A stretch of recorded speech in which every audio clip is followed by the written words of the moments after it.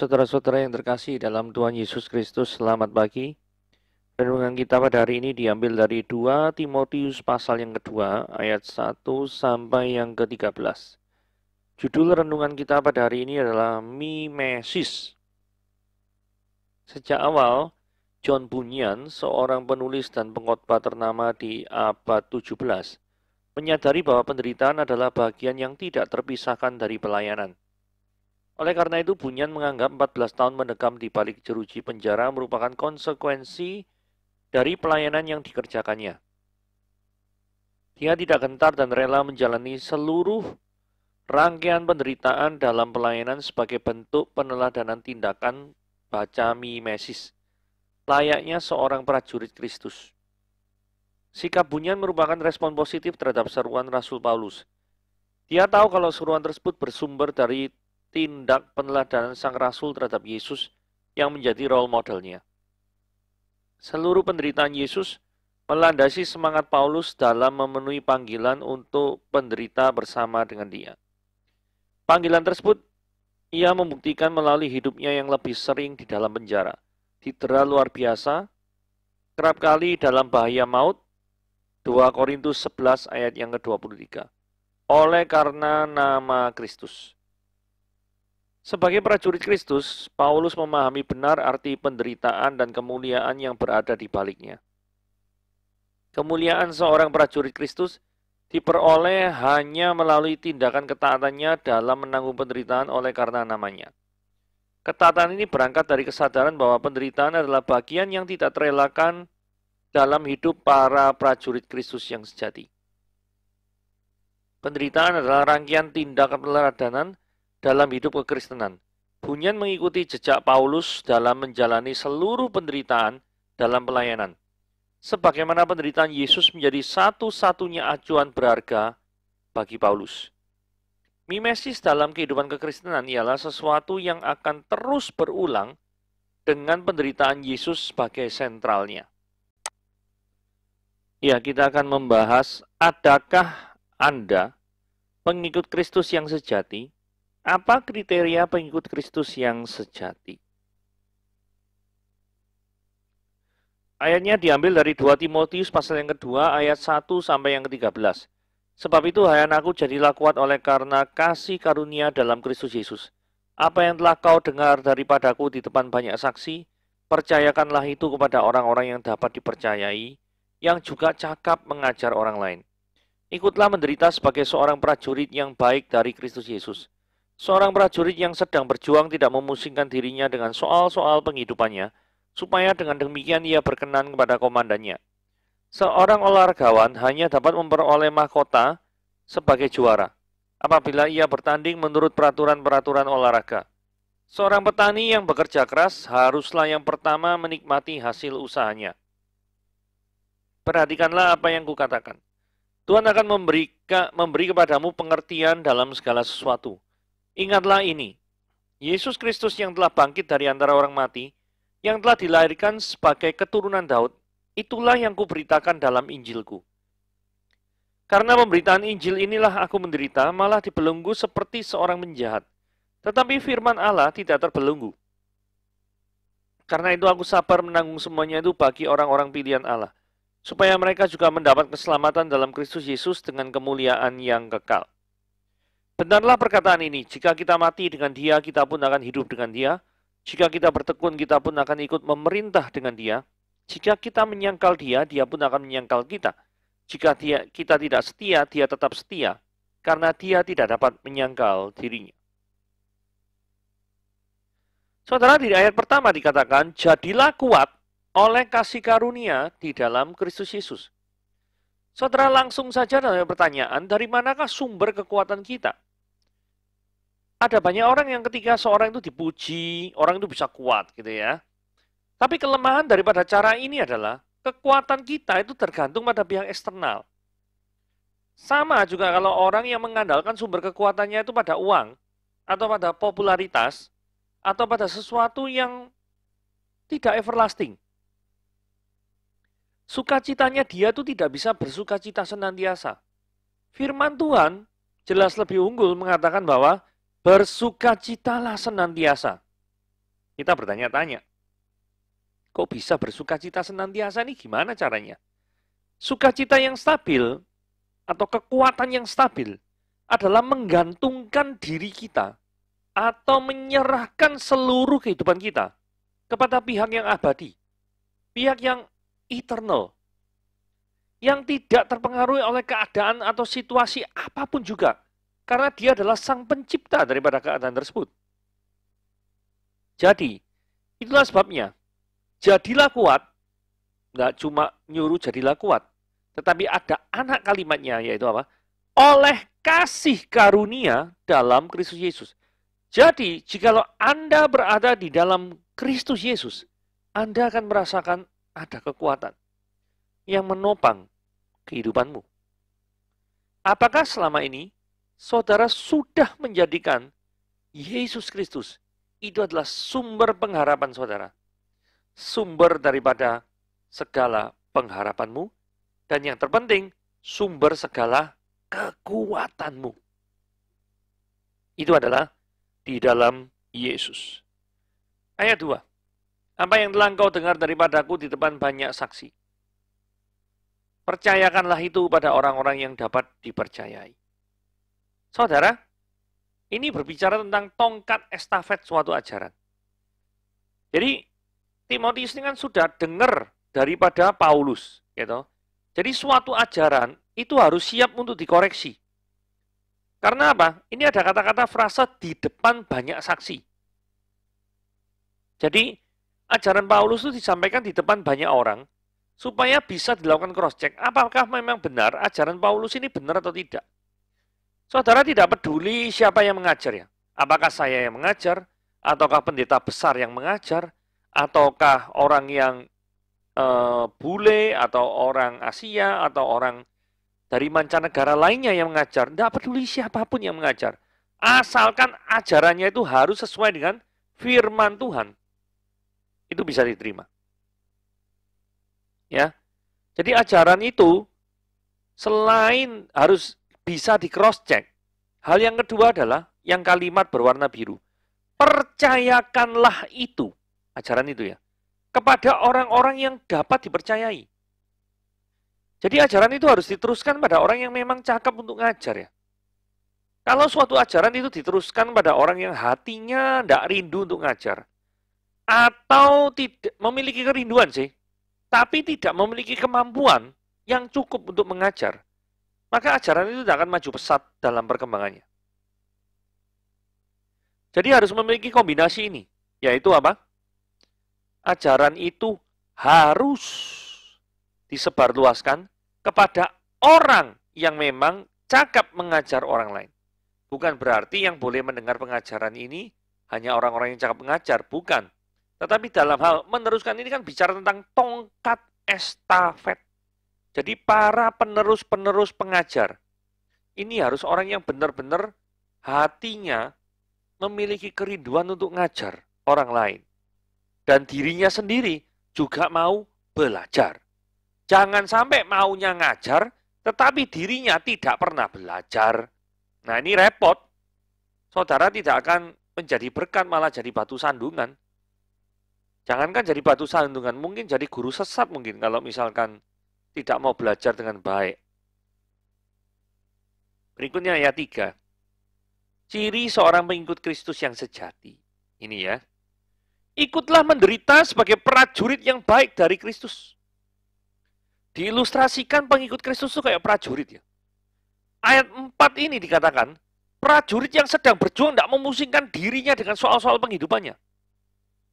Jadi jikalau kita mementingkan diri kita sendiri, kenyamanan diri kita sendiri, maka besar kemungkinan kita itu tidak bisa menggenapi rencana Allah.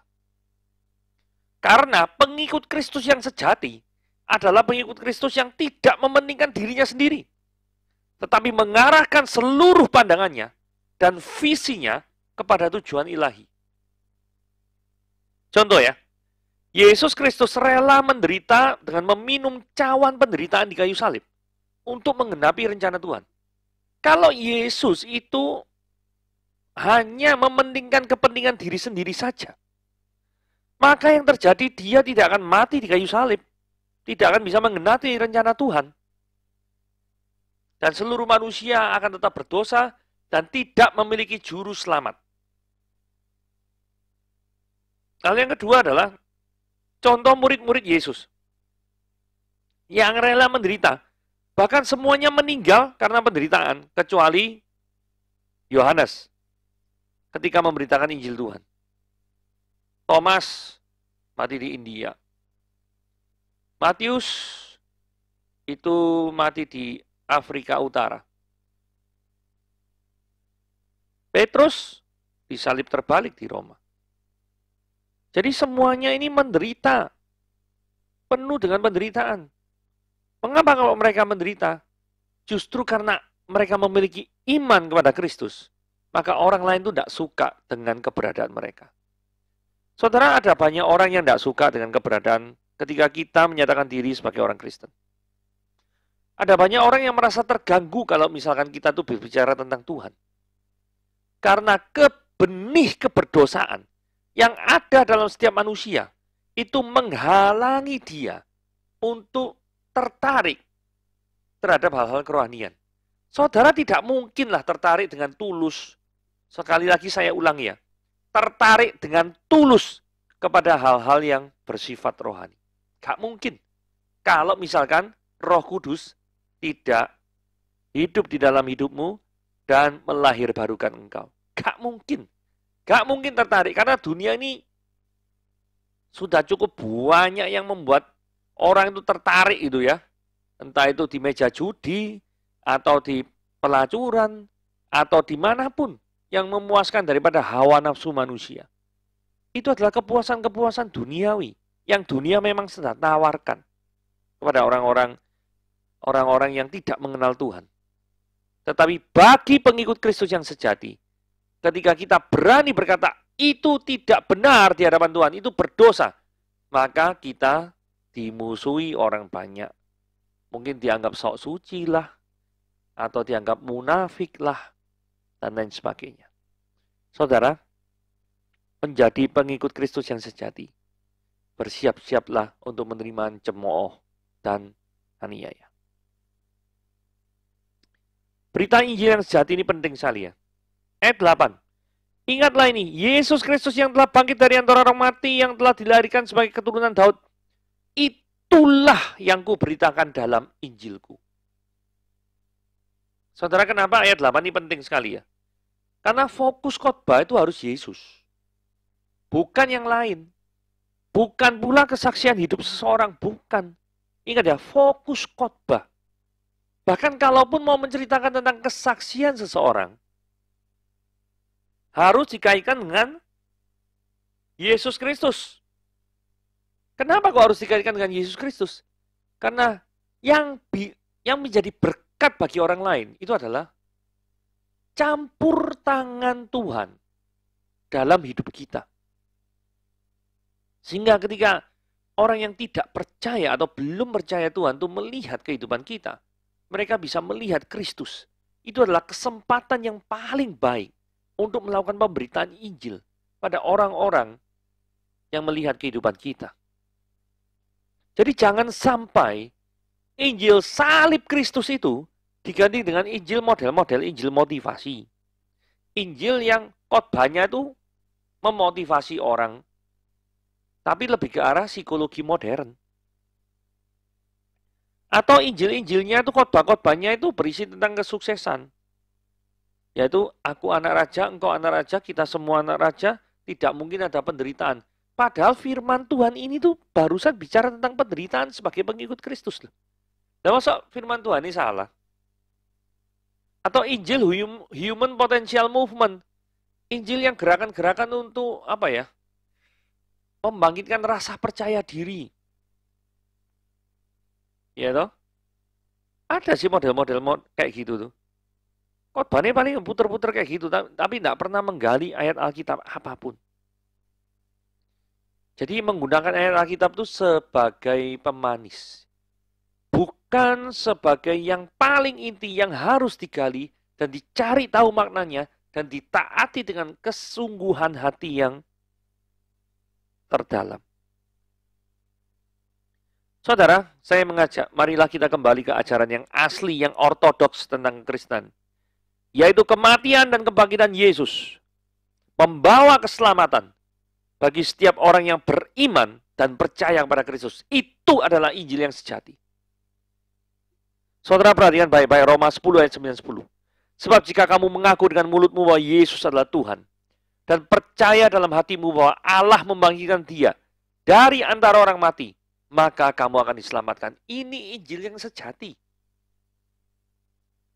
Injil yang sejati berbicara Yesus Tuhan, kebangkitan Kristus, kematian Kristus.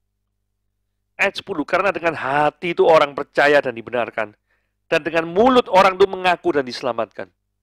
Saudara, bagi Anda yang belum percaya kepada Kristus dan saudara sedang mendengarkan daripada siaran YouTube ini, saya dorong bagi Anda sekalian untuk menerima Yesus Kristus untuk pertama kalinya di dalam hidupmu dan sampai selama-lamanya. Saudara, di dalam Yesus ada pengampunan, di dalam Yesus ada penebusan, sehingga engkau tidak harus menanggung dosamu sendiri, karena jikalau engkau menanggung dosamu sendiri, Roma 6 ayat 23 dikatakan upah dosa adalah maut. Setiap manusia akan mengalami kematian kekal, jikalau dia tidak memiliki juru selamat yang menebus segala keberdosaannya. Ayat 9. Karena pemberitaan Injil inilah aku menderita. Malah dibelenggu seperti seorang penjahat. Tapi firman Allah tidak terbelenggu. Saudara, dari sini kita lihat ya, justru ketika Paulus itu memberitakan kebenaran, maka dia itu menderita. Jadi penderitaan itu tidak kenal apakah orang itu benar atau orang itu salah. Karena orang salah bisa menderita juga pasti. Misalkan bunuh orang, ngawur-ngawur, ya menderita pasti dia. Di penjara seumur hidup atau dijatuhi malah bisa jadi hukuman mati. Tapi di sini juga orang benar. Seperti Paulus memberitakan Injil justru karena menderita juga. Dibelenggu seperti seorang penjahat. Karena para penguasa pemerintah saat itu tidak suka dengan adanya pemberitaan Injil. Nanti mungkin pikir mereka bentuk sekte baru, repot ini. Jadi Paulus mengajarkan bukan kehidupan fisiknya yang terpenting. Tadi kan terbelenggu ya. Tapi apa yang dia sudah lakukan yaitu memberitakan Injil. Inilah yang memang harus tidak terbelenggu. Saudara, di zaman di mana dunia YouTube ini berkembang pesat, saya sangat bersyukur sekali. Karena setiap orang di seluruh penjuru bisa mengakses daripada video-video YouTube, terutama bagi yang hamba-hamba Tuhan yang setia memberitakan Injil, memberitakan kebenaran. Sehingga memungkinkan sekali bagi orang yang jiwanya sedang haus di sana tentang kebenaran. Yang tidak mengerti tentang kebenaran. Yang sedang mencari kebenaran yang sejati. Maka Tuhan bisa pertemukan melalui video-video di YouTube. Itulah yang dimaksud firman Allah tidak terbelenggu. Melintasi segala zaman.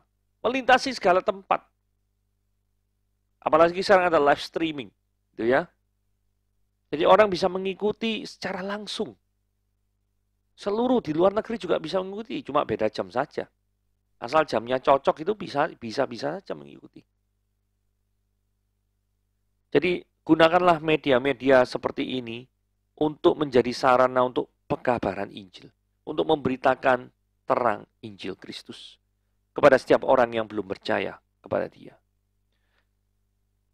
Ini karena itu aku sabar menanggung semuanya itu bagi orang-orang pilihan Allah, supaya mereka juga mendapat keselamatan di dalam Kristus dengan kemuliaan yang kekal. Saudara, kenapa kok Paulus ini sabar dalam penderitaan? Paulus rela bertahan di tengah penderitaan dengan tujuan untuk melayani orang yang sekarang belum terima Yesus, tapi sebenarnya mereka adalah orang pilihan. Kita tuh tidak tahu apakah seorang itu orang pilihan atau tidak. Nobody knows about that. Yang kita tahu adalah kita harus memberitakan Injil sesuai dengan Matius 28 ayat 19-20. Sehingga ketika kita memberitakan Injil dan itu random, kita tidak mengerti. Bahkan kenal pun tidak orang itu siapa. Apakah permasalahan ditolak, itu tidak masalah. Tetapi setidaknya orang tersebut sudah mendengarkan firman Tuhan. Sehingga Roh Kudus bisa pakai apa yang dulunya pernah dia dengar tentang firman Tuhan.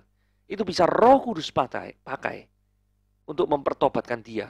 Mungkin di lain kesempatan. Bukankah ada perkataan, aku menanam, Apolos yang menuai. Bisa juga engkau sekarang sedang menginjili. Tapi orang lain yang menuai, maksudnya dari jemaat bagi orang lain. Tapi engkau tidak pernah mengetahui bahwa dia itu dituai oleh orang lain. Tidak masalah. Karena apa? Karena kita saudara dalam Kristus Yesus. Gitu ya. Saudara tidak peduli dalam suatu tim sepak bola yang cetak gol siapa. Yang penting meraih 3 poin. Raih 3 poin dalam setiap pertandingan liga terus menerus. Maka niscaya engkau pasti akan juara. Betul ya? Apakah yang cetak gol perlu diperhatikan? Tidak perlu. Yang penting timnya itu menang. Gitu ya. Kan ironis sekali misalkan dia punya pemain penyerang tersubur di dunia. Penyerang terbaik. Tapi timnya gak pernah juara. Nah, repot lah kayak gini. Ya. Oke, lanjut. Kematian yang membawa kehidupan. Benarlah perkataan ini, jika kita mati dengan dia, kita pun akan hidup dengan dia. Mati dengan dia artinya adalah mati bagi dosa. Jadi kuasa dosa tidak lagi menguasai kehidupan kita. Sebelum kita percaya pada Kristus, maka dosa menjadi raja atas hidup kita. Kuasa dosa itu aktif. Atau kuasa dosa itu hidup mengontrol kehidupan kita. Nah, karena itu adalah dunia sebelum. Ketika Kristus menjadi raja, maka kuasa dosa itu lenyap, hilang. Karena yang jadi raja bertahta itu adalah Kristus, bukan lagi iblis. Hiduplah dengan dia. Kehidupan kita yang sekarang ini hanya untuk dia. Kehidupan kita sudah dibeli dengan darah Kristus. Dan hutang kita sudah lunas dibayar. Saudara, jikalau Anda berhutang sangat banyak dan sangat besar sekali, dan ada orang yang bayari hutangmu, kira-kira sikapmu terhadap orang yang bayari hutangmu itu seperti apa? Acuh tak acuh? Atau Anda rela menyerahkan hidupmu untuk mengikut daripada sang pembebas hutang? Tentunya pilihan kedua kan, yang normal. Kecuali ada orang yang tidak normal, ya sudah. Dibebaskan ya senang. Salah siapa kamu bayar? Oh, aku nggak minta kok. Loh, orang yang seperti ini repot ya. Sangat individualis sekali, tidak kenal ucapan terima kasih ya. Nah, ayat 12-13 ini kita nyelidiki pola kalimat yang tidak konsisten ya. Maksudnya apa ya? Kalau Anda perhatikan ya, jika kita menyangkal dia, dia pun akan menyangkal kita. Wajar ya? Jika kita tidak setia, harusnya kan kalau mengikuti pola yang atas, dia juga tidak setia. Tapi tidak seperti itu kalimatnya. Dia tetap setia. Karena dia, Allah itu, tidak dapat menyangkal dirinya. Mengapa ketika kita menyangkal, maka balasannya adalah Allah juga akan menyangkal. Tetapi ketika kita tidak setia, balasannya bukannya Allah tidak setia, tapi justru dia tetap setia. Kemudian dikasih keterangan, dia tidak dapat menyangkal dirinya. Maksudnya apa gitu ya? Satu slide terakhir. Dari Wilmington Bible Handbook. Pasal yang kedua ayat 12-13 ini bisa kelihatan bertentangan karena pola kalimat yang tidak konsisten itu. Ini merupakan salah satu penafsiran yang memungkinkan. Pertama, jika kita menyangkal Kristus, artinya jika kita menyangkal atau menolak untuk memberikan Kristus menjadi tempat yang pertama dalam hidup kita, ia juga akan menyangkal kita. Artinya, kita akan mengalami kehilangan pahala kita dalam kursi penghakimannya. Tetapi tidak peduli bagaimana tidak setianya kita. Artinya tidak peduli bagaimana banyaknya kita melupakan atau melalaikan dia. Dia itu tetap setia dan tidak pernah menyangkali dirinya. Artinya dia tidak pernah mundur dari janjinya untuk menyelamatkan kita. Saudara, itu tafsiran untuk mengharmonisasi dari ayat 12 dan 13 dari Wilmington's Bible Handbook. Begitu ya, Semoga penjelasan ini bisa menguatkan iman kita semua. Tuhan Yesus memberkati.